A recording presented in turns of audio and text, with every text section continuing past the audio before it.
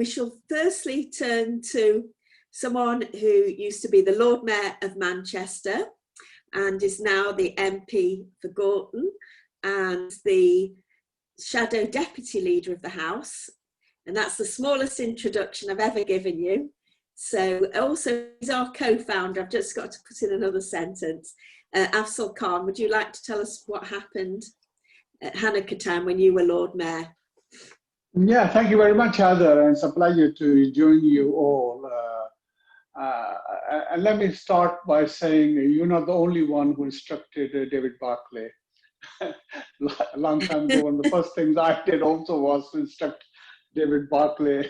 And I can say this, he's an excellent barrister. So yeah, it's a pleasure to have met him then and throughout his journey with the Muslim Jewish Forum as well. So I'm delighted here. It's good to learn from David the whole history, the background of this festival. And then, of course, we've had some music. We'll have some more music down later on. We've got some recipe from you as well. I may try the recipe as well now that I've got some time in Christmas. For me, I suppose the first one was setting up the Muslim Jewish Forum. And then I was the Lord Mayor of Manchester. And I remember I was away on holiday, actually.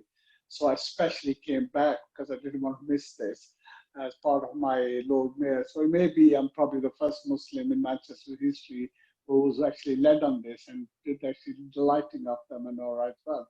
It was an amazing experience. You know, in those days, it's nothing like the COVID-19, which has been really difficult for all of us. But at that time, you know, having Albert Square being packed with so much music, full of fun, and a huge, huge menorah it was. They needed a sort of crane to put me in and then lift me up so I could light that.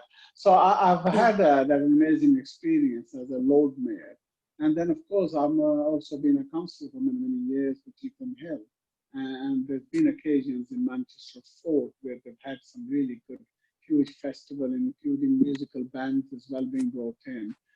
Fun fair where the young children can enjoy themselves. So I've had all that experience. So for me, ultimately, like David said, that this is a festival in the Jewish community which is external. And so in that sense, living in such a rich and diverse city, having this sort of external festival is an amazing way of strengthening the community cohesion.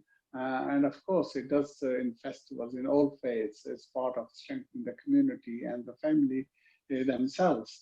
So it's been really pleasure. But I think listening to the story from David, and the thought which came in my head was that, you know, in faith, we all have this idea of a miracle. And the idea of miracle, in a sense, is where you see the power of God. And through that, it strengthens your faith as well. And in this whole history, you know, how this oppression was challenged and how they defeated the king as well. So there's a whole amazing history of standing up. And then in other faiths, you see the light as well with the idea of hope, the idea of knowledge. So there's so much there which brings these faiths together, so giving a sort of similar sort of message for us. And so I'm delighted I can be able to join you tonight. And may I take this opportunity to say happy Hanukkah to all of you. And for the rest of us, a happy festive season. And hopefully hope the next year will be far better than this year of 2020. Thank you, Heather.